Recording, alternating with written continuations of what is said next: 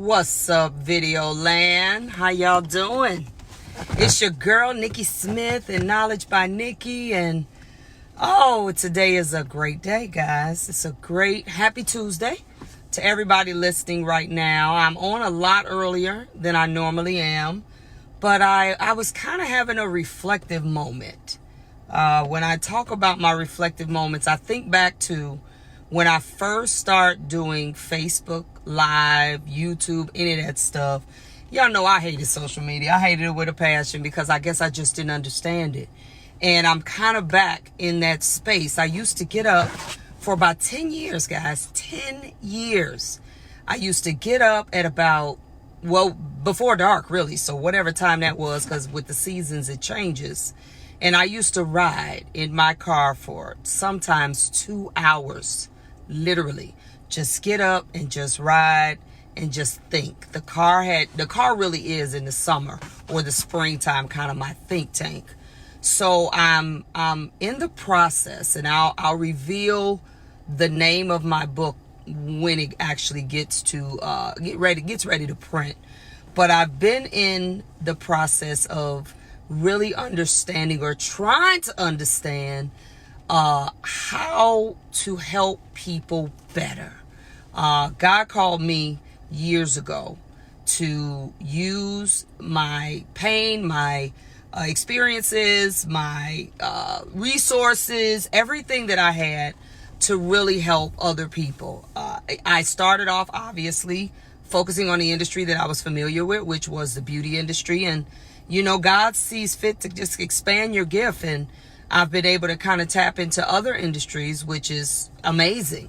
But let me tell you what I'm finding in my connection with people, whether they be in the beauty industry or in real estate or I deal with people in the restaurant industry, in the fitness industry, is I find that we all share a similar feeling about these dreams that God gave us, these visions at one time that we wanted to launch whatever this business we wanted to do. And we had these ideas that this business was just gonna, fulfill all of our needs. And we were, exploring in areas of our passion. And, we love people. We love doing hair. We love fitness. We love cooking. We love, most creative people, whether they be musicians or painters or makeup artists, or it doesn't matter. We really start our businesses based off of our passion or our love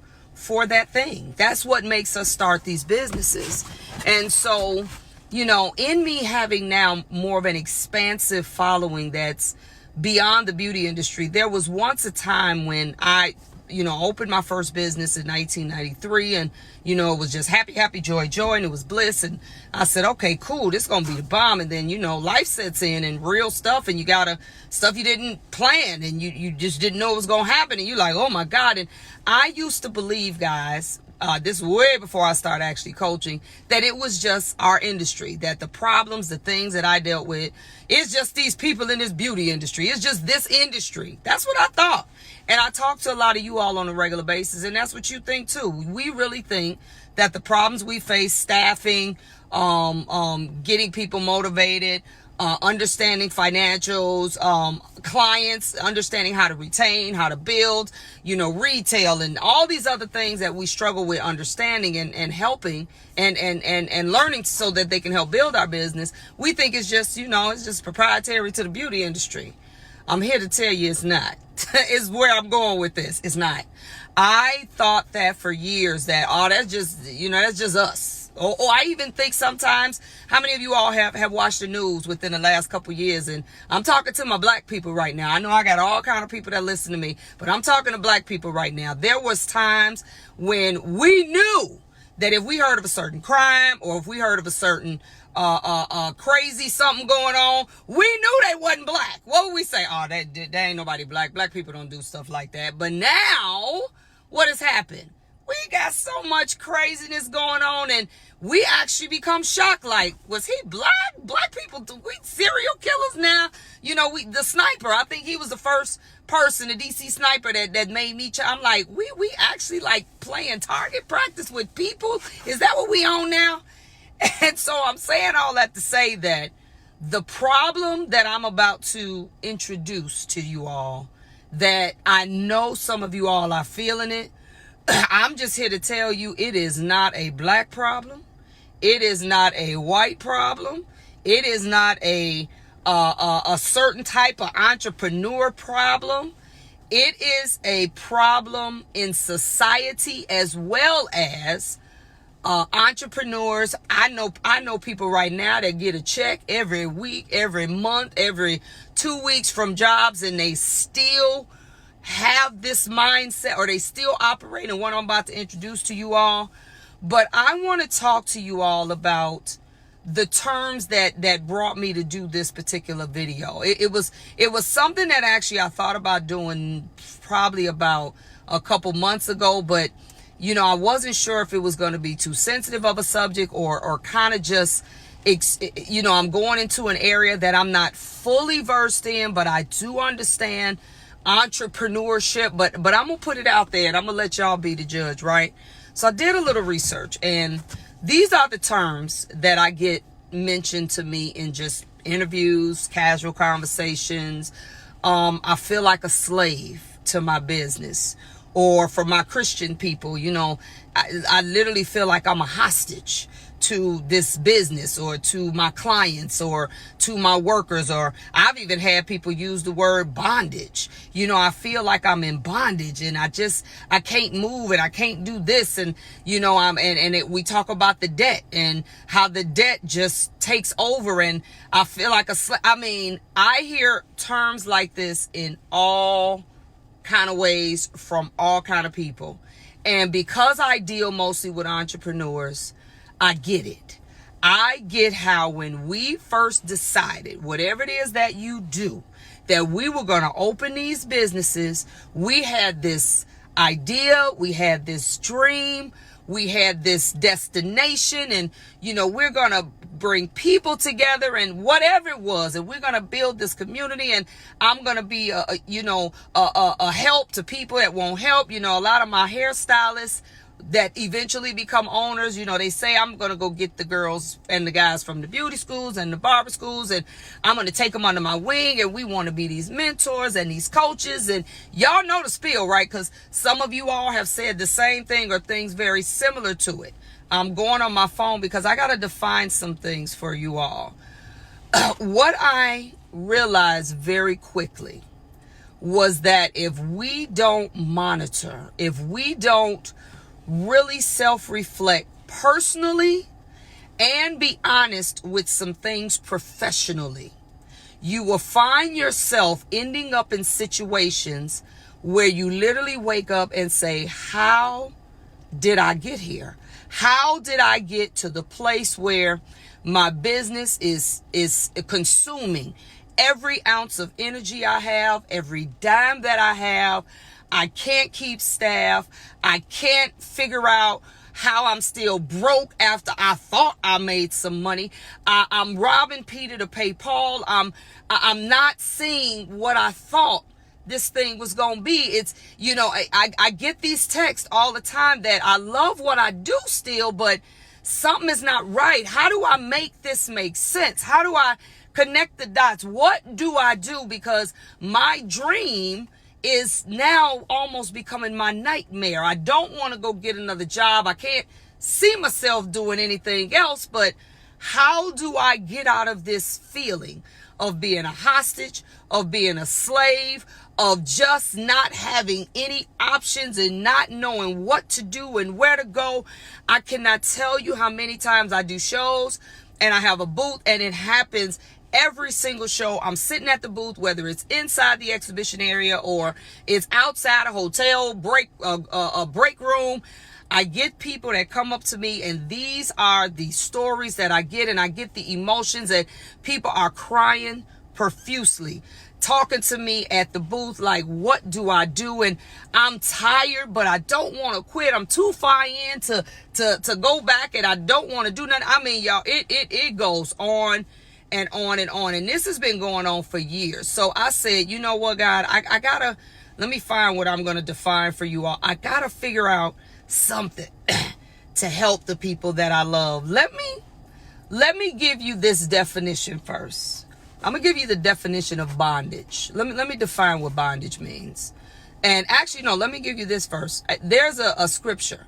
You know, I get scriptures and I save scriptures and I use them, and God just, you know, even brings them to my remembrance that I didn't even know I have memorized the thing half the time. But I want to give you a scripture that I actually, out of the few that I kind of keep in my arsenal, that I pull out, that mean a lot to me. This is from Romans 7:23. And it's dealing with bondage from a spiritual sense. And it talks about, but I see a different law in the members of my body, waging war against the law of my mind, making me a prisoner of the law of sin, which is in its members. What this is, I'll read it again. But I see a different law in the members of my body. That means my body is doing its own thing. It's got a whole different set of rules, y'all. And it's waging war constantly against the laws of my mind. So we talking about our faculties and our mind having like two different rules, two different, you know, play game or plays, making me a prisoner of the law, which is in my members. That means, and I don't remember the scripture. I think it was Paul that said, even when I want to do good, sin is always upon me. It was something like that. I can't remember that scripture, but it's the same thing. Even when we know in our mind, we need to tell a customer, no, I can't do you today because I'm off today. Or we need to tell a person, maybe we have a vendors list, or maybe we have different client bases that we have, and we need to actually cut off a particular person that actually brings us more grief and it's not even worth the money.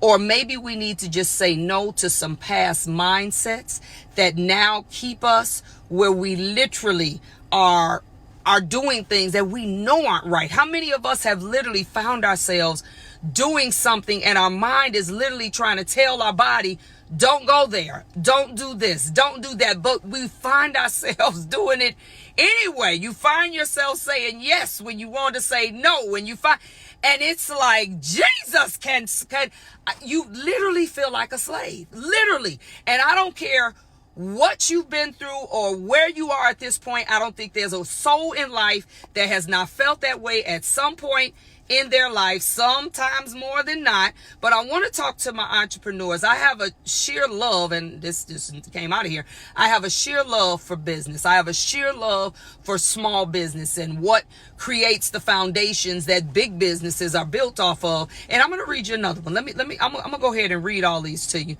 because I saved them, because I wanted to be able to have some backup for what I'm about to say here. This is what also starts to happen. Now, my husband, and this is what this bondage mindset, this is what this law of the mind and the law of the body and the limbs, and they ain't quite working together, tends to do to us, guys. You all have heard the word institutionalization. Now, my husband has worked in the prison system for 25, 26, a very long time. And he's worked for the maximum security prison where people ain't going home like ever. And then he now works for the juvenile. So he worked for the state. Now he works for the county.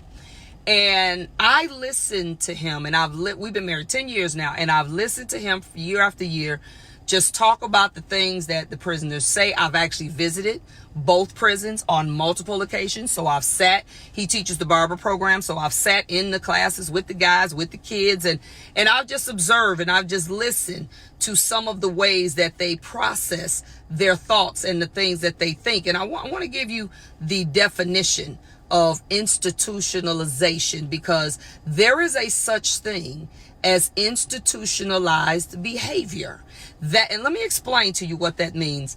Institutionalized in terms of sociology, that's where this came from, is the process of embedding some concept or some belief system, whether it be social or otherwise, or a particular value or mode of behavior within an organization or social system, and see it as a society whole. Okay, let me say that again. And I'm kind of paraphrasing because it's really long. It refers to a process of embedding some concept or belief or social role or particular value or mode of behavior within an organization, social system, or society as a whole. That says the simple version, you have adopted, and you don't even realize it, a way of thinking, a way of doing things that even though it is no longer working, you have allowed yourself to believe that this is it and there is no other way. And you've even went further, what this says, as a society whole, and you don't even understand why other people don't think what you think, even though what you think is not working. And if you be honest with yourself, when you sit down in your alone time and you really think about it, this ideology that some of us have come up with that allows us to respond a certain way in our businesses. I'm gonna give you one. I'm gonna give you this one. When I was knee deep in the salon, one thing I never, ever would tolerate when I opened my first salon, and even now, I'm very time conscious. You're not stepping up in, I don't care if you're booth rental, commission, it doesn't matter to me. You are not stepping foot into my place of business, coming in an hour late, 20, and you ain't gonna be 5 minutes late too often. And so I always had this really disciplined way of being on time. And I know we talk about CP time. I don't believe in that, and I don't understand it. And I hate that word CP time, which is colored people's time, has become a society norm. It's become, oh, we know that they're not going to be on time. So even though we know we want to start at 7, we're going to tell them it started at 6. That is an institutionalized mindset that, black people gonna be late, so we just gonna accept it and just let it be that way. No, that's not okay. It's not okay. Look, I get places and I just have accepted that I'm just gonna be the one that get there. They probably still setting up. They're still, I done been to weddings. The bride ain't there, the groom ain't there. Y'all told me the wedding start at 7. So I'm here at 6:30. I don't do CP time. I don't do it. But this is a perfect example of how we have institutionalized certain behaviors, and now they just become a society norm, and we just accept them and just, okay, we plan on being late. That is not okay. And I'm using that because that is also how we operate some things or some systems in our business. I remember when I was doing like ridiculous amounts of hair, and let's say I was still taking new people, and because I stopped taking new people a long time ago, I was still taking new people. And I remember when the people would make appointments with me, because back then we actually had a receptionist that talked to people and we communicated. Everything wasn't digital.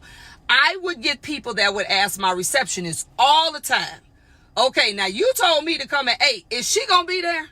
They would say that, and I thought it was crazy because I was always on time. But I had to understand that even the clients had started to understand, and just not that they weren't going to come, but just if she's not going to be there, I'm not going to be on time either. That's what they were basically asking. And I used to be like, it's crazy how we as a beauty industry have literally trained clients to believe that they ain't gonna be there on time, so ain't no need of me being there on time. And that, I never understood that. I just never ever understood. I give you one that I see now that has become a society or a millennial beauty industry norm. I have walked in salons. I do salon visits. I do consulting, coaching, so I'm always in somebody's shop. I see a whole group of millennials. I get it that the millennials are not very good in the area of communication, but when did it become okay for you to have headphones on while you do your customer? When did that? I need somebody to help me understand when that became all right for you to literally be totally tuned out with headphones in your ear while you're doing a customer. And if it's another millennial, they don't even care. They sitting there on their phone, you listening to whatever you listening to, and it is just totally, I call it mute mode. That has become the norm. It's become okay. I've actually had customers tell me they're okay with that. And I'm like, no, it's not okay. I don't care if you're okay with it. It's not okay. So these are just some of the examples that I've been able to see how we can become institutionalized in our thinking. I'll give you another one. Now, this is more on a social, economic aspect. I live in Chicago. There's an area in Chicago called the Gold Coast. Now, the Gold Coast, for anybody that knows anything about the Chicago, is where money is. The Gold Coast is where people make plenty money. And back before they did eminent domain in parts of downtown, they had an area right next to, when I say right next to it, I mean divided by a street called Cabrini Green. Some of you all may have heard of it. They've used Cabrini Green in movies and stuff like that. But I remember, I love seafood. There was a shrimp house that was in actually Cabrini Green. There's the hood, what we call it. So the shrimp house is there. And my mother used to hate it. She like, why are you going over there just to get something to eat? Cause she thinking I'm gonna get shot. And it wasn't as bad then as it is now, but I just love their food. So I would go to this place, and I mean, all kind of stuff would be, roaming around and all kind of stuff. I would get my food. And I remember the day I actually was sitting at the light. I believe the street that divided Cabrini, I can't even remember the street. But anyway, the one that divided them. And I remember sitting there kind of just at the light, getting ready to go over the street that actually divided Cabrini Green from I'm talking like Section 8 and $1 million. That literally just across the street from each other. And I remember, guys, it was literally like it was an invisible force field. I remember seeing people on this side. They didn't go over here. And I remember seeing people on this side. They did not go over here. It literally was like two separate worlds. That's right, Heidi. It was Wells Street. It was like two separate worlds. And I used to sit there and one day, for whatever reason, I just really chimed in on it. Like, seriously? Like, you could tell it was like unspoken that y'all don't come over here. And y'all don't come over here. And I would see people walking up and down. So every time I go, I start paying attention. And I was watching this institutionalized thinking that I ain't got no business over there. And they don't have no business over here. And nobody crossed that line. That was crazy to me. So I'm looking at this, and it was one of the first times that I understood what I didn't fully understand it, but I saw what institutionalization meant mentally, that I don't even have to tell you don't come over here. You just know. There are so many behaviors, guys, that we have adopted. We have actually entertained, and I'm going to bring another one to you, and I know I'm going to touch some nerves with this one. I know I am. I am a very principled person, and I work really hard to not be institutionalized and a slave to my limbs, and my mind is saying something different. Now, just like everybody else, it ain't always work, but I work really hard to have principles and to have the integrity to be the same person professionally, personally, and so on. So I remember I had a 25th birthday party. I'll never forget it. And I had two very good friends. And this is what I mean about being institutionalized. I remember they both were married at the time. And I didn't even care personally for their spouses. One was a man, one was a woman. But I remember both of them walking up to the door of my 25th birthday party with somebody that wasn't their significant other. And I remember having to make the decision, and this is where I'm going when you want to break that bondage and break that slavery. I remember having to make the decision because I'm sitting here looking at them at the door. One got some other person that ain't their wife. The other one got some other person that is not their husband. And I had to make a decision. I had to say, okay, how I'm going to play this? Because I'm not entertaining that. You do what, I can't tell you what to do, but I'm not entertaining that. And I remember at that moment I had to say, I needed to talk to y'all for a minute. I didn't even go. I went outside. I didn't even let them come in. And I told them, and I said it in front of the people that they were there with. I said, let me tell y'all something. I can't tell y'all what to do. Y'all grown. But y'all ain't a match, and y'all ain't a match. And for that reason, the two that I invited, my friends, you all are more than welcome. But the other two that I don't know and ain't got no business being here, y'all can't do this here. I'm sorry. And y'all, and they were a little perturbed, and my two friends decided not to come in. They took them home and came back. But I realized there are so many of us that even in this institutionalized world, we allow things to continue and to entertain them and to provide an arena for them that you can't tell people what to do, but you can decide what you are and aren't going to allow and have in your space. Yes, you can. And they don't have to like it. We ain't got to fall out about it. But I know we live in a world, and I had many people that told me that was wrong because they've been institutionalized to say, I'm going to mind my business. I'm like, well, you mind yours, but this my spot, my party, and it ain't going on here. I'm not going to entertain the wife and the real husband and then have to play the role when I see, or the play husband and the play wife. And then when I have to see the real husband and the real wife, then I'm going to go into this. No, I'm not doing that. I'm not doing that. So we need to be careful about these institutionalized mentalities that a lot of us have adopted that has allowed us to now become slaves to these businesses, to our lives, to relationships. I'm going to give you something else. I'm going to break this down for y'all. Y'all think I'm playing. Listen to the different types of slavery. Y'all listen to this. It ain't just one kind of slavery. Don't just think back when the black people was being, no. It's more than that. This is the different types of slavery. You got sex trafficking, which is the manipulation. We know what that is. I ain't got to go into that. You got child sex trafficking. They've actually made that different. You have forced labor.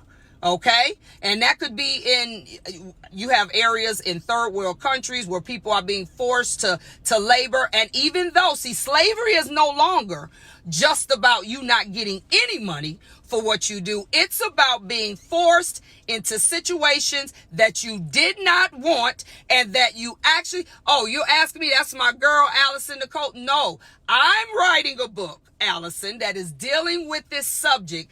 And I ain't even going to tell y'all the name. The book ain't ready. They finishing the book cover today. And I've been writing this book for a year and a half and it's dealing with this subject. But let me keep going. So it's actually my book. I'll bring that to you later.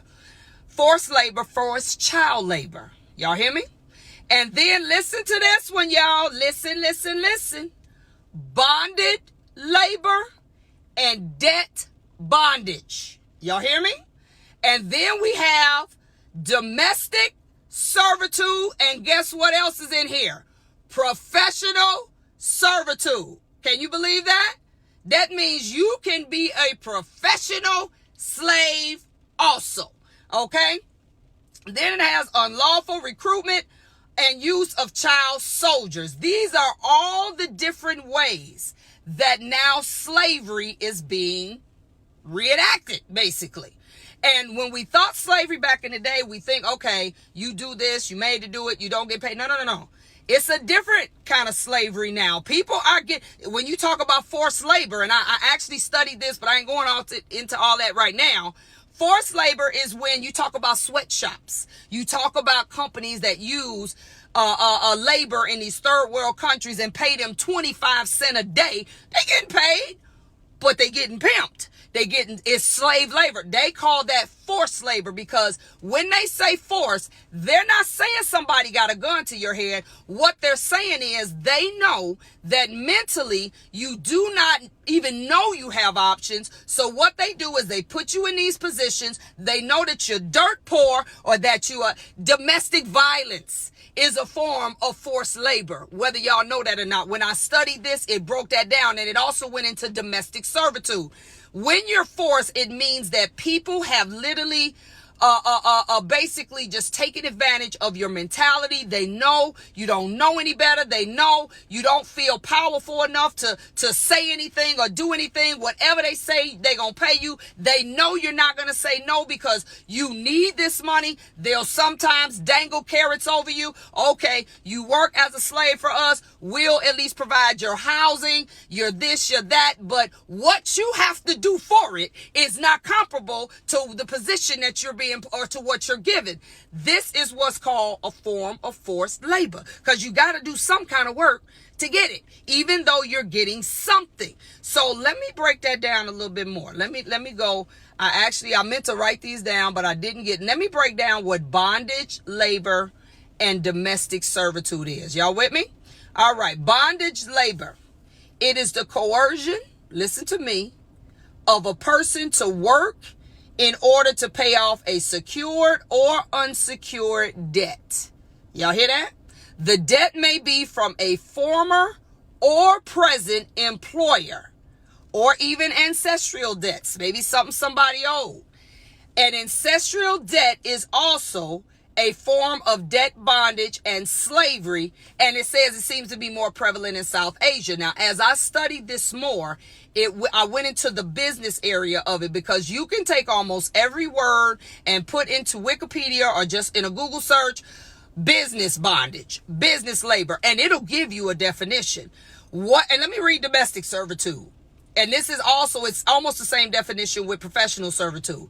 Individuals whose workplace is a private residence and they feel as though they cannot leave. They may also be abused or not. These individuals lack common benefits, including but not limited to, listen to this, days off, appropriate compensation, and freedom from abuse and or violence. The professional is almost the same definition. Let me explain something about entrepreneurship. It is a journey within itself. And anybody who does it knows that it requires much sacrifice. But at what point or at what cost do you continue to serve even your customers when it is constantly doing nothing but taking from you? At what point do you restructure, come out of this institutionalized way of thinking and say, you know what? I know I need to work. I know I need to do this business. I'm going to build this dream, but I'm not going to build it like that. I'm not simple. Let me give just my people in the beauty industry. Do not, under any circumstance, I don't even care how bad you need the money.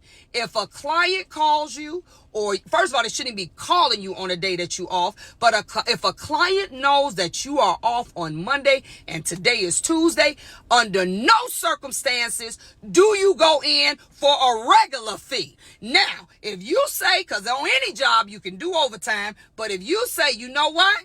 You know I don't work today, but I tell you what, you want me to come in, you gonna pay me just say they pay you on your job time and a half, double time, whatever they pay you, cool. You want me to come in? That's the cost for me coming in.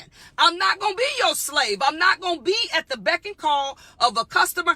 Look, Target opens Monday through Sunday from 8 to 10, period. You don't get that in, you can't get whatever you're trying to get. We have become slaves to people trying to figure this business thing out. We become institutionalized in our thinking because we think this is the only way that we can produce what we need to produce, is to physically slave over everything that we're doing in this business. And it's not so. We don't want to entertain the possibility of passive income streams, because in order to become non-institutionalized, you're going to have to change your thinking. You're going to have to say, I'm not going to be a physical slave and stand up here 15, 16, 17 hours, 7, 8 days a week. And if I am going to do it, I'm going to do it by my choice. Not by clients, not by workers, not by nobody's. I'm not doing it. And this is what I see. The reason we are hostages is because we literally believe this is the only way this business works. It's like somebody being in jail. You have conditioned yourself to somebody telling you when to get up, when to go to sleep, when to shower, when to do this. We literally have allowed workers, y'all, some of y'all owners, you hostage to these workers. These workers, you know you need to get rid of them jokers. You worried about that money? Let me tell you something. Get rid of them. You will figure it out. You will start to realize, look, we got to do more than just do some heads up in here. We got to sell some retail. We got to start using our businesses when other people want to rent it for doing other stuff. We got to do a lot of stuff, or I promise you, you will be a slave until 20, 30 years doing this thing, and you wait. And I hear it every single week. And I'm getting emotional about it because I be wanting to wring some of y'all necks like, you got to say no. You got to say, I'm not coming. You got to literally put, and for all my Christians, for all my saved, sanctified, Holy Ghost filled people, you got to have the faith to say, God, I know you created me for more than this. I'm not slaving over these people no more. You're going to have to show me some other stuff that I can do because I'm not doing this. It's got to be better than just me doing 17 hours. Where do I need to go? Do I need to read something? Do I need to get a coach? Do I need to talk to somebody? What do I need to do so I can break out of this institutionalized way of thinking that the only way to build this business is to kill myself? I'm done with that, guys. I've been so done with that. I'm like, God, as God is my witness, I will go, and my mama know. Now, me and my mama, we the best of friends, but we really can't live together. We probably kill each other. But as God is my witness, before I continue being a slave to people, and let me say this real quick, and I'm trying not to forget where I'm going, but I was going to say I go live with my mama first, and we going to figure it out. But let me say this too, for all of you all that are a slave to the people that patronize you, is one thing to appreciate their loyalty, but it's another thing for them to think that they can pull your strings and you a puppet and you gonna dance when they say dance and do. You cannot do it. And let me tell you something. Those clients that act like they can't live without you, if you died tomorrow, they gonna go get another stylist and be like, oh, she was good, and that was the end of that. Do not believe that your clients love you so much that let me tell you, you know how you want to challenge it? When you have to start pulling away, when you have to start telling them no, when you have to start saying, no, I'm not working on that day, when you have to start creating boundaries, I'm going to see how much they love you. I'm going to see how much I have had clients tell me, I done had 9 surgeries in my lifetime. I had a client tell me once, do you have that surgery right now? Because she had something that she was going to do and that she wanted to be a part of, and she wanted her hair done by me for that. She actually said that to me. Do you have to have surgery right now? I said, well, when would you rather I do it? When would you rather I do it? Let me tell y'all something. My slaving days is over. I don't care what I got to sacrifice. I don't care what I got to give up. Look, I gave up Starbucks. If I wasn't a Starbucks junkie, I don't care what I got to do. I'm not being a slave to nobody. The only person I'm a slave for is God. I'm not being a slave. My faculties, my mind is going to tell my body what to do and not the other way around. That means if I got to push pause, if I got to say, let me just think for a minute. I've learned not to speak so quickly, and I've learned to, when I need to make decisions, tell people, give me 48 hours. Let me process this so I can make sure my body ain't just wanting to do something, but in my mind, I ain't thought it through and it ain't quite right yet, because then you get yourself back into some slave situations, and now I got to get out of that again. So this is something, I hear it every day. We got to stop being slaves. There are all forms of slavery. All forms. It ain't just back in the day where we getting whipped with chains and living in the house out back. I know some people with money, real money, that's still slaves to something. That's still, if that's the case, if money alone made you happy, then everybody rich would be happy. You got them killing themselves. And I'm not talking about people that have real mental issues. I'm talking about people that have found themselves in enslaved situations and they don't know how to get out. They don't know how to just say, I'm done. And it's not that we can't, it's that we know to break slavery, baby, you got to do like Rosa Parks did back in the day. You got to dig you a tunnel, run underground, grab whoever want to come with you, and you got to run sometimes. You got to say, I'm done. I'm not doing that no more. I'm not coming in. Don't call me. Matter of fact, if you call me again on Monday, I'm going to block your number. Don't call me no more. I do not work Monday. I work from this hour to this hour. You would be amazed. And let me say this for all of you all that are operating in this space and you like, God, please help me get out of this. You will be amazed that when you finally break that bondage, when you finally break that chain, just imagine chains wrapped around your chair and they finally broken. When you break that thing, you will be amazed at the amount of respect that people will give you. And you have the attitude like either you gonna conform to this program or okay, it was nice knowing you. Because there's plenty of people out here that can do hair. You have to believe that no matter what, that God, I look at my clients. My clients already know. My clients are older. They all retired. They all got money. They still working and doing consulting and traveling and this. I said, I wish they would act like I can't live like they living. I wish they would. Them jokers didn't quit 6, 7-figure jobs and they kicking it, traveling and still working and making more money. And the minute I tell you that I got to do something, they used to it though. I don't have that problem no more. But I was like, and they will ask me, can you please? No. And no, I had a client ask me, I don't even know how she got the nerve to do this because I'm way past being a slave. She asked me because I only work in the salon every other Friday now, every other week. She asked me, what do you do on the Friday that you're not working? I had to collect myself first, y'all, because I'm like, what did she just, you know what I told her, y'all? I said, sometimes something, sometimes nothing. And I sat back in my chair. You don't have a right to figure. I wanted to say I ain't got to tell you nothing, but I said, okay, Nikki, think, because I love this lady. But that's what I told her. Sometimes something and sometimes nothing. I ain't got to explain to you what I'm doing because you want to come on the other front. Girl, you smoking? I ain't a slave no more. And I was. For years, I was a slave. I didn't know no other way to produce. I didn't know any other way to get what I need. And boy, when I found out that it's more than one way to skin a cat, I kicked them doors open and I said, oh, it's fine. And I really don't have a problem saying no. But I felt like I didn't have a right to say no. I felt like this is, like I even would convince myself, God gave me these people and I got to serve them however I need to serve them. And I was like, look, I'm telling you, the slavery is gone. I will not be a domestic slave. I divorced my first husband because I ain't going to be a domestic slave either. I'm not going to be a domestic slave. I'm not going to be a professional slave. I'm not going to be a slave in any sense of the word. I'm not doing no forced labor. I'm not doing none of that. I'm done with that. I am going to live my purpose out. I am going to be the person God created me to be. Period. End of story. If you want to ride with me, let's go. If you don't, I'm all right with that too. It's a season for everything. I don't believe that everybody that was with you when you was 7 gonna be with you when you're 70. It's okay with me. You want to ride? Let's do this. That's how I am. We ain't being a slave to nobody. Period. That's right, Christy. Period.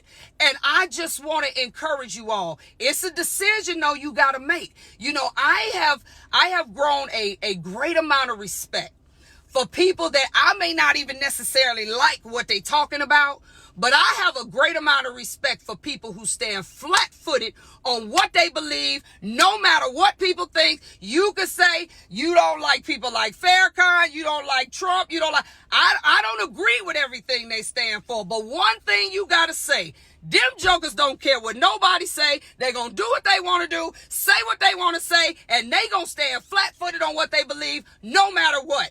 I have grown a level of respect. I may not like what you saying, but I've grown a level of respect for people that say unapologetically, this is what I'm about, even if it's crazy, and take it or leave it. I've grown a level of respect for that. I'm like, all right, well, then I know I need to leave it because I ain't fooling with you. All right? But we got to do it, guys. We got to stop allowing this business, any entrepreneur business. I got a good friend that they own a rib joint.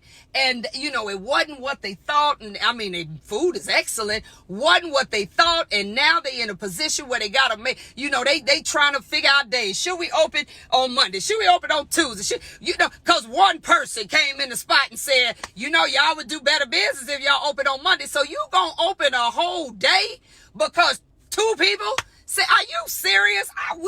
Well, you know what? I tell you what. You need to just rework your schedule so you can be here on the days we do open. How about that? How about that? If we are not careful, we will allow people and circumstances to pull us every which way. And because 2 people said they want this, now you're doing that. Then 2 more said, look, you cannot be all things to all people. Give it up. Quit trying. Figure out what you was put here for. Do that. And keep it moving. And let everybody file in where they need to file in. You position your life and your dream as if it's a straight line with some grooves in it. and you keep it marching forward, and you let people file in, get in where you fit in, but I am moving this way. You don't want to come with me? It was nice knowing you, and especially when you know you're doing the right thing, you still got to take care of yourself. We got families, we got this, we spend our whole lives, and don't get me wrong, entrepreneurship is going to require, it ain't no 9 to 5, so you going to do some more hours. You ain't going to just work 8 hours and then go home. But you got to realize at a point in your life, you got to start understanding that there is more to life than just that. Look, I'm going to read something for y'all. Man, I think it's on this phone. I may have to read it tomorrow. I didn't bring my computer. I read it to a friend of mine last night. It was Steve Jobs' last words. It was absolutely amazing. Oh my God, I wish it was on this phone. So let me see. It's in my files. Let me see if I could find it, guys. It is absolutely, no, my files are actually on this phone. Tomorrow I'm going to, and actually, you know, I saved them way back when he said it right before he died. Somebody actually reposted it like a couple days ago or maybe last week. And I remembered that I had saved it on my computer. And what he talks about is basically he goes into, you get to a point in your life where you realize the $30 watch and the $30,000 watch, they both keep the same time. You realize the $30,000 car and the $150,000 car, they both take you from the same place to the same place. He broke that thing down, and he said there comes a point in your life, even in growing your business, where you got to realize you got to come out of just trying to be all things to all people, and you have to live your life authentically. You have to make more matter than even that entrepreneur dream that you got. I believe in working hard. You ain't getting nowhere if you ain't willing to do the work. But you still got to realize that in that journey, there are people that you have to make important. This was a hard lesson for me to even learn at one time. There are things that you got to push pause and you got to take time and do, whether it's your kids or your wife or your husband. You have to figure out how to build this journey in a way where you are not becoming institutionalized and a slave. And now you wake up and you in bondage. You got debt up to your eyeballs. You done filed bankruptcy 5 times or however many times the law allow. You now got all of this stuff on you, and I know I have woke up and felt that way at times in my life, like, how did I get here? How did I let myself get this out of control? It's like gaining weight. It don't come. That's one cupcake at a time. What we have to do, if we know there are some areas that we're weak and we're emotionally not strong, we need to get them jokers in check. But it also means that you got to be honest. As Dr. Oz says, you can't, what does he say? You can't fix what you don't own. You can't make nothing better if you don't own it. You got to say, I got a problem. I need some help. There's always somebody around. I know you can't just spill your guts to everybody, but there's always somebody around that will allow you to cry, to be transparent, to say, look, I need some help. I need some help with my thinking. I need some help. I need some accountability with this eating thing. I need something that is going to help me become a better person, because as Rich Dad, Poor Dad, or Robert Kiyosaki says, you gotta be, then you see it, then you do it. You gotta be the person first. He says be, see, do. I love when he said, and what he's saying is, for you to get out of this slavery mentality, you have to become somebody different. You have to literally, the Bible talks about the renewing of your mind and the transformation that has to happen. That's spiritually and naturally. You have to stop thinking if that means you got to cut people off, whatever you got to do, if that is your weak spot and they keep pulling you back into, I can't do y'all. I'm gonna have to get y'all. I'll see y'all at the barbecue for a minute, but I got to give you 50 feet. When you want to break away from slavery, you got to be as radical as the people back in what we think the only slavery is, the real slavery. You got to literally do things as drastic as they did. It is still Black History Month, and I'm telling y'all, if you want to break some of these strongholds and these bondage things we've allowed ourselves to get in bondage with, debt, all of this, you gonna have to run, and you gonna have to do it fast. That means sometimes you might have to wake up and just say, I'm done. I got a cousin. that was on drugs for most of my adult life. I had never seen it was so crazy because in our family, when she was on drugs, she was always real skinny. And when she wasn't on drugs, she was real fat. And we actually preferred her being fat because we knew she wasn't on drugs. I remember she'd been off drugs now for a long time, but I remember her telling me the day she quit. This sister, I'm talking about heroin, everything, prostituting. It wasn't nothing that she wasn't doing. This sister said she was watching something on TV, and it was a minister, and he was preaching a very similar message about being enslaved to stuff and in bondage with stuff. And I don't remember all of what she said, but she said that day she quit. That sister went cold turkey, and I'm talking about she got on drugs early, like early teens, 15. She probably at this time was in her 30s. Because she like 60 now. She was in her 30s. So we talking about 20 plus years, like 35 or something. It's like 20 plus years of being totally addicted, in crack houses, the whole nine. She said it was him talking about being a slave. She said she never saw herself as a slave. She said, but whatever he was saying, it was like he was talking to her and he was spitting out what her life had become. And she didn't like that word slave. She said she really even, you could take a sister that's cracked out with no teeth and they think they fine, girl. They don't even know that they look like they look. She said that was her. She said, I didn't even know that I was a slave, but I didn't like that word. That's what she told me. I didn't like nobody telling me that I was a slave, but I had to admit I was. She said, I said, no, I'm done. She quit. She said she was in the crack house smoking whatever she was smoking, and she said she literally stopped in her tracks and she picked up another crack pipe, shot up heroin, none of that since that day. She talks about it on a regular basis. She said she didn't like feeling like or being called a slave. I know y'all may not like it, but that's what you are. Whenever somebody could just literally push your buttons, or somebody could literally make a phone call and you don't want to go, and you stop everything you doing and you just say, forget it, I don't want to go, and you do it grudgingly, and you a slave, babes. You are a slave. That's what you are.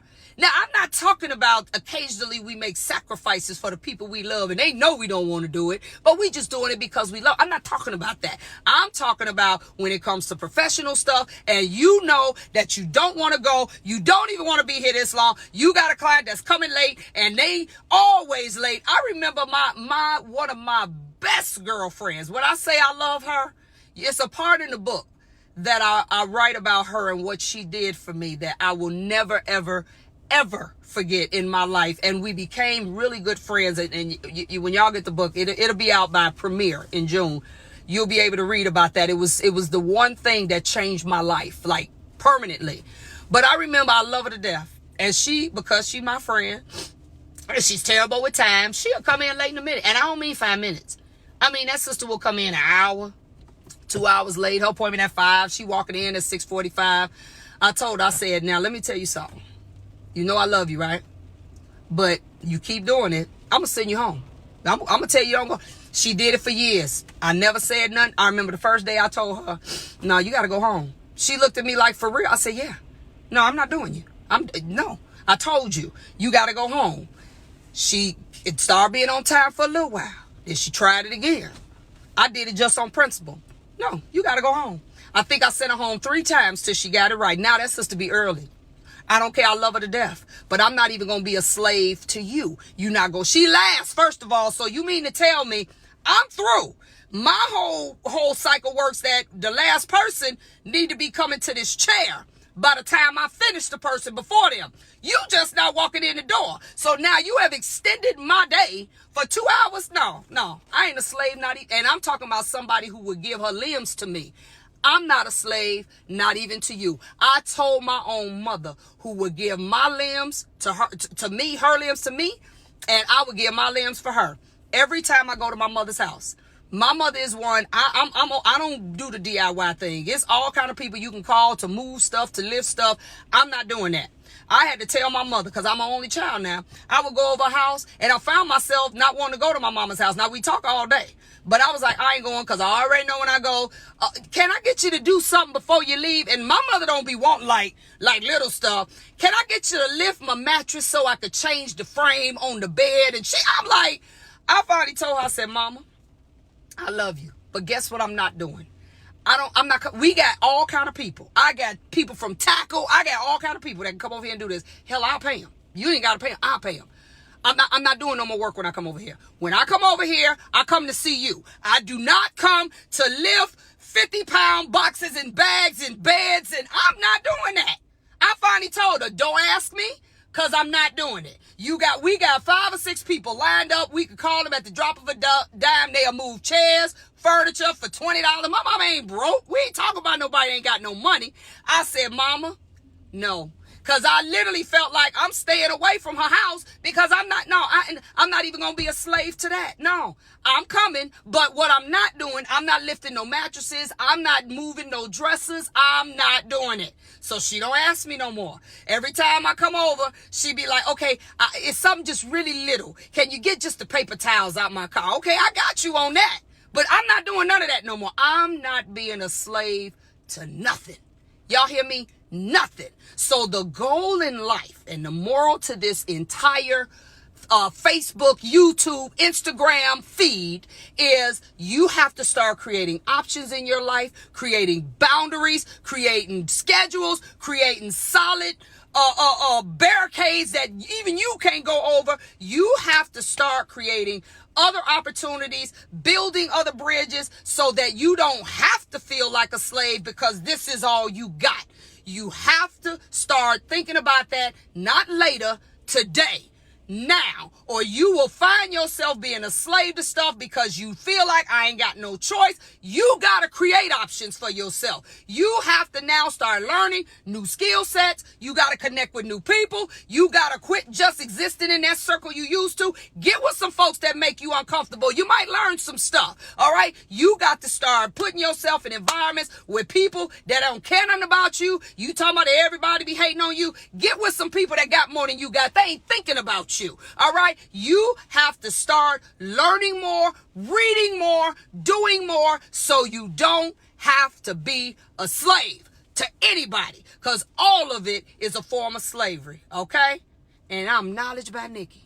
Y'all share this. I needed to say this. My book is based off of this exact principle, but I ain't just fussing at y'all. I'm giving you ways on how to get out. I'm giving you strategies. I don't care where you at. It ain't much that God ain't allowed me to go through. And I say all the time, God, I ain't know why I had to go through that, but I get it now. I get it because I ain't telling you what I think. I'm telling you what I know. And I know this from my own life, from people that I actually have been able to align myself with. They like, Nick, we love it. I ain't telling you to just kick everybody to the curb and just give up your business, but I'm telling you, you got to reposition yourself. You got to restructure that thing so that it works for you now. It also works for you later. You got to be able to grow. Clients are grow. That means you got to go up on your prices, just like clients getting raises on their jobs. And if they don't, they ready to go ham and quit because I didn't get my 3% raise and you got to get one too. That means you go up on your prices. Who don't want to pay it? Deuces. You ain't got to stay. Quit thinking that this way you got to hold on to it for the rest of your life. No, you don't. No, you don't. Look, I don't care. I'd rather get 5 to pay me $5,000 than 100 to pay me $10 any day. Fine. Less people. I got more time. They pay more money. Let's do this. You have got to start making decisions that make your life better and are not based off of all these external factors, because at the end of the day, the only person you really have to please is yourself and God. So I want us to start living more authentically. You gotta disconnect yourself from what people would rather you do and think. And I'm not saying, I have people that I still sit down and I say, give me your opinion, because I do value people's opinion, but it ain't going to make my ultimate decision. That it's not going to do. All right. So I just want to encourage you all. My book, I pray it'll be out in June. I'm pretty much finished writing it. I got my copy editor is going through it. It is a labor of love, guys. I've been writing it for years, actually writing pieces of it for years. I really laser focused and just wrote every day about a year and some change ago. So I hope y'all get it. I'm just like, God, I love this business. I love the people in it. I love the gift that we have, but we are straight up slaves doing this. And then 20 years later, I got people that like, people are literally saying, I hate this business now. I don't want no part of it. I know people that have checked out and said, I'm done. You couldn't pay me to do another head. You couldn't pay me to open another shop. You couldn't pay me to do none of that, because all they have is these bad memories of what it was. And because they were enslaved in it, they didn't know how to change it. They didn't know how to fix it. They didn't know how to dig that Underground Railroad. Sometimes you're going to have to dig a tunnel. And just like Rosa Parks, sometimes you just get on that bus in the back and you say, I ain't getting up. I ain't getting up. I'm sorry. I'm not getting up. Do what you got to do, but I'm not moving. That's literally the attitude you have to take when you come, when it's your business affects your whole life. It affects your personal life. I mean, when you go out of business, people got to sell houses and kids got to come out of certain schools. And I mean, it changes everything. Your business is worth fighting for, but you got to set some principles and some boundaries and some standards up that are for the way your business needs to work. You tell people, don't bother me. Don't call me. You gonna have to, I had to learn this. Oh my God, did I have to learn this? That I have to even sometimes not be so available to people, because then they want to monopolize all your time and all your energy. And it ain't that you don't love them, but you realize you can't even be a slave to people who really do love you. You got to get them some boundaries. You can't call me when you feel like it. You know how many people would be calling me if I let everybody call me when they feel like it? So I ain't changing no phone numbers. I'm not doing none of that. I'm just going to tell you, don't call me past a certain hour, or don't call me. I call you. And no, I'm not doing that. And so you got to get some boldness. You got to get some tough skin, y'all. I'm telling you, I am so glad. I thank God every day that I'm free. And when I say free, I'm free mentally. I'm free financially. I'm free spiritually, but all of it came with a price. All of it came from being enslaved for years. And I said that I'm done. When I say I'm done, I'm done. And I don't care what nobody say. Not mama, not my husband will tell you when that girl it don't matter what I say. He tells me when I go in the malls, he say, baby, you in your zone. Let me leave you alone. He literally would say, let me leave you alone. Because he know it don't matter. This ain't about you. This ain't about mama. This ain't about my daughter. This is about what God has predestined for me to do in this life. And I'm going to do it. Y'all ain't got to understand it. Y'all ain't got to even agree with it. But this is how it's rolling. I'll holler at you when it become what it's supposed to be. Because sometimes people ain't going to roll with you until you get to the other side, till you're successful. Then they love you then, all right? But that's okay. I still love them, but I even have to be careful about what I share. When the Bible talks about casting your pearls among swine, let me tell y'all something. When y'all making these transitions and you breaking away from this slavery, you can't tell everybody what you're doing. You can't put it all out there and let people know I'm about to do this and I'm about to do that, because see, the devil heard you too. So you literally gotta, some of that stuff just in your private time, just say, okay, I know what I gotta do, and handle your business. All right. So I just want to say that with every ounce of passion I have in my soul, that we got to break this bondage. And I'm talking about naturally and spiritually. We got to break it. We got to stop being slaves.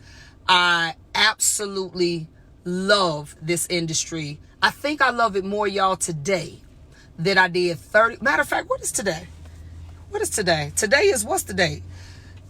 This February 25th, I started doing hair February 28th, 1988. So do you know, in 2 days, I may have to celebrate that. It will be 32 years for me. Did y'all hear that? 32 years that I've been doing this thing. I feel like I love it more today than I did then, because I ain't a slave to it no more. I'm not a slave. I'm free to move, to change my mind, to say, I don't want to do that. I'm going to do this. And that's the beauty of entrepreneurship. You don't need nobody to approve. You just can say, oh, okay, I did this last year. This year I'm going to, last year I focused on color. This year I'm going to focus on money. This year I'm going to focus on trichology. This year I'm going to focus on products. You can do whatever you want to do. You can just wake up and change the whole game plan. That's the beauty of entrepreneurship. It ain't subject to no board. It ain't subject to no group of investors. It ain't subject to nobody. You can just say, this is just what I want to do. And I love it. Okay? So you all be blessed. It's Tuesday. I will see you tomorrow. Knowledge by Nikki with 1K.com. I got all kind of stuff going on. But I'm going to get on off here today, and I'll talk a little bit more about that tomorrow. Y'all share this. It's a lot of slaves out here. I want y'all to share with every group, every person. tag, do whatever you do. I still don't know how to do all that stuff, but I need y'all to do this because this is what I'm hearing, and I'm trying to be a catalyst in helping people break that slavery, break that bondage, because I was once a slave too. But to God be the glory, I'm free. All right, so I'll see y'all tomorrow.